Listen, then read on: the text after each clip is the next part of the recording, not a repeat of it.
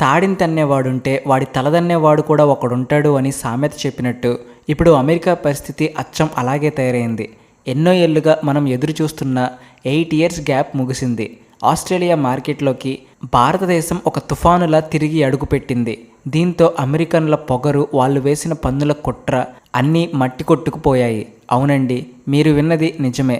భారతదేశం రొయ్యలను అడ్డుపెట్టుకుని ఆడిన ఒక గేమ్ ఇప్పుడు ప్రపంచవ్యాప్తంగా పెద్ద సెన్సేషనల్ అయింది. మన ఇండియా అమెరికాకు ఏకంగా 440 వోల్ట్ షాక్ ఇచ్చింది. మన ఫ్రెండ్ ఆస్ట్రేలియా అమెరికాకు దోస్తైన చివరి నిమిషంలో గేర్ మార్చేశాడు. దీంతో అమెరికా ప్లాన్ చేసిన $1 బిలియన్ సామ్రాజ్యం ఇప్పుడు ప్రమాదంలో పడింది. భారతదేశ బ్లూ రెవల్యూషన్ మన శత్రువుల ప్లాన్లను చిత్తు చేసింది. సముద్రపు లోతుల నుండి వచ్చిన ఈ న్యూస్ ఇప్పుడు వాషింగ్టన్ నుండి క్యాన్బెరా వరకు సంచలనం సృష్టిస్తుంది. ఇది తుపాకులు, బాంబులతో జరిగిన యుద్ధం కాదు.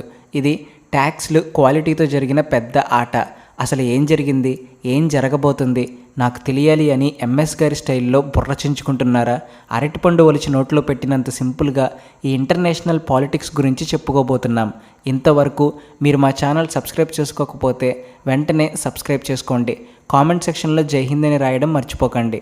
ఒకవైపు ప్రపంచంలోనే పెద్దన్నలా ఫీల్ అయ్యే అమెరికా భారతదేశం అత్యంత విలువైన సముద్రపు నిధి అయిన రొయ్యలపై ఏకంగా 60% భారీ ట్యాక్స్ వేసింది. ఈ దెబ్బతో మన మొత్తం $7 బిలియన్ల సముద్ర వ్యాపారాన్ని నాశనం చేయాలని ప్రయత్నించింది. ఈ డబ్బుల అడ్డుకట్టతో భారతదేశం తనకు లొంగిపోతుందని, మన రైతుల సర్వనాశనం అవుతారని, చివరికి మనం వాళ్ళ దయ మీద బతకాల్సి వస్తుందని అమెరికా భావించింది. కానీ వాళ్ళు రొయ్యల పెంట మీద కాలు వేశారు. అమెరికా మన రొయ్యల మీద ఈ ట్యాక్స్ల యుద్ధానికి కుట్ర పన్నుతున్న టైంలోనే దాని సొంత స్నేహితుల్లో ఒకటైన ఆస్ట్రేలియా అమెరికా ప్లాన్లన్నిటినీ తలకిందులు చేసే ఒక మాస్టర్ స్ట్రోక్ని స్టార్ట్ చేసింది.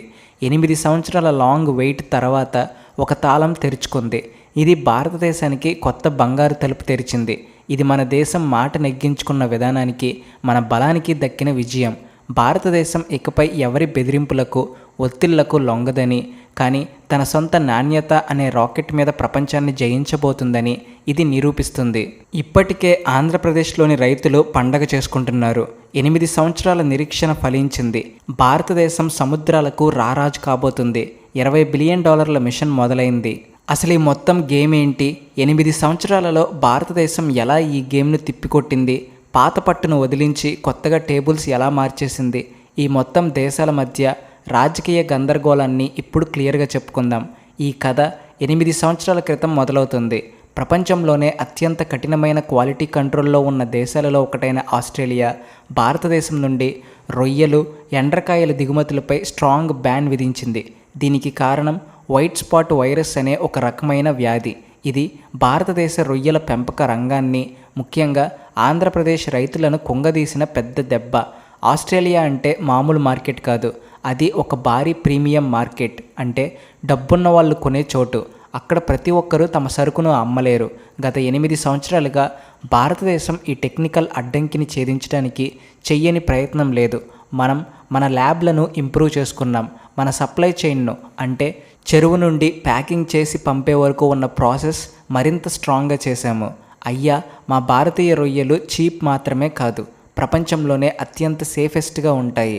క్వాలిటీ విషయంలో కూడా ది బెస్ట్ అని ప్రపంచానికి నిరూపించడానికి చాలా కష్టపడ్డాము. కానీ ఆస్ట్రేలియా తలుపు మాత్రం తెరవలేదు. ఇలా ఒక మార్కెట్ మూసుకుపోయిందని బాధపడుతుంటే గోరు చుట్టుపై రోకటి పోటు పడ్డట్టు మరో దారుణం జరిగింది.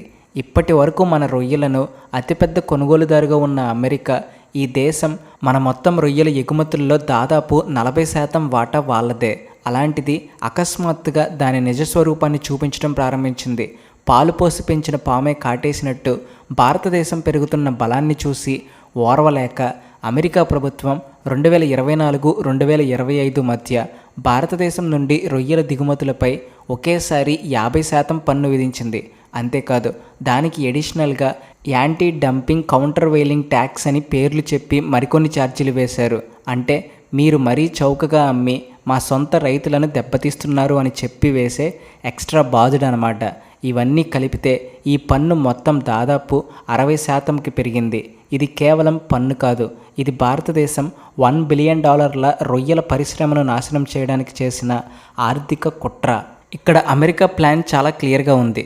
భారతీయ రొయ్యలను ఎంత ఖరీదైనవిగా మార్చాలంటే అమెరికాలో ఎవ్వరూ వాటిని కొనకూడదు. అలా మనల్ని మార్కెట్ నుండి తరిమి కొట్టాలి. ఈ దెబ్బతో మన ఎక్స్పోర్టర్స్ 75% వరకు నష్టపోయే ప్రమాదం ఏర్పడింది. భారతదేశం ఒకేసారి 2 సమస్యలను ఎదుర్కొంటుంది. ఒక మార్కెట్ అంటే ఆస్ట్రేలియా మార్కెట్ ఏమో మూసుకుపోయింది. మరో అతిపెద్ద మార్కెట్ యుఎస్ ఏమో మనల్ని దోచుకోవడానికి సిద్ధమైంది. మన పరిస్థితి కంపలో పడ్డ ఎలుకలా తయారైంది. కానీ వాళ్ళు ఒకటి మర్చిపోయారు. ఇది ఇస్లామాబాద్ లేదా బీజింగ్ కాదు, ఇది ఢిల్లీ. మనం దేన్ని మర్చిపోము. భారతదేశం మౌనంగా ఉండి తన పనిని తాను చేసుకుపోయింది. ఒకవైపు WTO అంటే ప్రపంచ వాణిజ్య సంస్థ దేశాల మధ్య వ్యాపార గొడవలను తీర్చే పెద్ద కోర్టులో అమెరికా బెదిరింపులను, వాళ్ళ దాదాగిరిని మనం సవాల్ చేశాం. మరోవైపు మన నిజమైన స్నేహితులలో రెండో దౌత్య కార్యక్రమాన్ని అంటే మాటల ద్వారా పని చక్కబెట్టే ప్రోగ్రామ్ని సైలెంట్గా స్టార్ట్ చేశాం. ఆ సైలెంట్ ఆపరేషన్ ఇప్పుడు అద్భుతమైన ఫలితాలను ఇచ్చింది. ఆంధ్రప్రదేశ్ ఐటీ మంత్రి నారా లోకేష్ గారు ఈ మధ్యనే ఆస్ట్రేలియాను సందర్శించినప్పుడు అది కేవలం ఒక సాధారణ పర్యటన కాదు, అది మనం ప్లాన్ చేసిన స్ట్రాటజిక్ మిసైల్లో చివరి ప్రయోగం. ఆ మీటింగ్స్ తర్వాత వచ్చిన అనౌన్స్మెంట్ 8 సంవత్సరాల తర్వాత లక్షలాది మంది భారతీయ రైతుల ముఖాల్లో చిరునవ్వు తెప్పించింది. ఏమిటా అనౌన్స్మెంట్ అంటే భారతీయ రొయ్యలు, ఎండ్రకాయలపై 8 ఏళ్లుగా ఉన్న నిషేధాన్ని ఆస్ట్రేలియా అఫీషియల్గా ఎత్తివేసింది. ఇది కేవలం బ్యాన్ ఎత్తివేయడం మాత్రమే కాదు, ఇది భారతదేశ రొయ్యలకు దొరికిన ఒక గోల్డ్ మెడల్. క్వాలిటీ పేరుతో ఎవ్వరిని వదిలిపెట్టని ఆస్ట్రేలియానే మనకు క్లీన్ చిట్ ఇచ్చింది. ఆస్ట్రేలియా చేసిన ఈ ఒక్క యాక్షన్ అమెరికా గర్వాన్ని, వాళ్ళ పొగరును ఎలా దెబ్బతీసిందో ఇప్పుడు అర్థం చేసుకోండి. ఇది అసలైన ఎత్తుగడ. 60% పన్ను వేసి భారతదేశాన్ని బ్లాక్మెయిల్ చేయవచ్చని అమెరికా అనుకుంది. భారతదేశం తన రొయ్యలలో 40% వాళ్ళకే అమ్ముతుందని దానికి తెలుసు. కాబట్టి ఈ మార్కెట్ మూసివేస్తే భారతదేశం ఆర్థికంగా నిస్సహాయంగా మారుతుందని, మనం ప్రతి అమెరికన్ షరతును అంగీకరించవలసి వస్తుందని వాళ్ళు కలలు కన్నారు. అమెరికాలో లేబుల్ చట్టం అని కొత్త రూల్ గురించి కూడా చర్చ జరుగుతుంది. అంటే ప్యాకెట్ల మీద మేడ్ ఇన్ ఇండియా అనే ట్యాగ్ను ఎవ్వరూ చూడలేని విధంగా చిన్న అక్షరాలతో ముద్రించాలని వాళ్ళ ప్లాన్. వాళ్ళు మన బ్రాండ్ను నాశనం చేయాలనుకున్నారు. కానీ ఇది కొత్త భారతదేశం అని ప్రపంచానికి చూపించాము. ఇది ఆత్మనిర్భర్ భారత్ అంటే మనం స్వయంగా నిలబడతాం, కానీ ఇతరులపై ఆధారపడం. అమెరికా మనల్ని ట్యాక్స్లు వేసి బెదిరించగానే మనం బెదిరిపోకుండా ఇప్పుడు ఆస్ట్రేలియాకి ఎక్స్పోర్ట్ పెంచేశాము.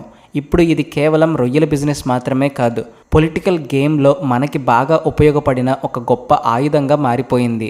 ఆస్ట్రేలియా మార్కెట్ ఇప్పుడు ఓపెన్ అవ్వడం అమెరికాకు ఒక క్లియర్ మెసేజ్ పంపింది. నువ్వు లేకపోతే మాకేం, మాకు వేరే దారులు ఉన్నాయి అని అమెరికాకు దిమ్మ తిరిగిపోయేలా చెప్పగలిగాం. అమెరికాకు వెళ్లాల్సిన 40% సరుకులో ఎక్కువ భాగాన్ని ఆస్ట్రేలియాకు, అలాగే ఆస్ట్రేలియా గ్రీన్ సిగ్నల్ ఇచ్చింది కాబట్టి యూరోప్, జపాన్ వంటి ఇతర ప్రీమియం మార్కెట్లకు కూడా మనం పంపవచ్చు. దీంతో అమెరికా మనల్ని ఏదో చేసేద్దామనుకుని ఇప్పుడు ఎటో పోయింది. ఏదేమైనా మన ఆంధ్రప్రదేశ్ రైతులు ఇప్పుడు సంబరాలు చేసుకుంటున్నారు. ఇది కదా అసలైన గెలుపు. దీని మీద మీరేమంటారు? కామెంట్ సెక్షన్లో చెప్పండి. Please like and share and also thanks for watching.